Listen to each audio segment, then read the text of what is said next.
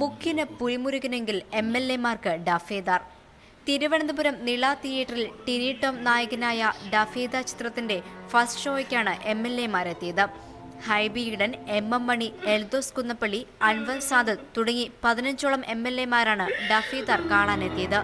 സിനിമയെക്കുറിച്ചുള്ള MLA-മാരുടെ അഭിപ്രായം ഇങ്ങനെ: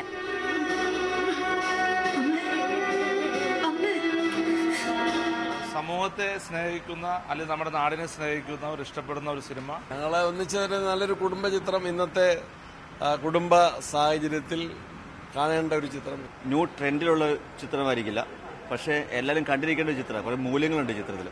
MLA-മാർക്കൊപ്പം ഉദ്യോഗസ്ഥരും സിനിമയ്ക്കെത്തിയിരുന്നു.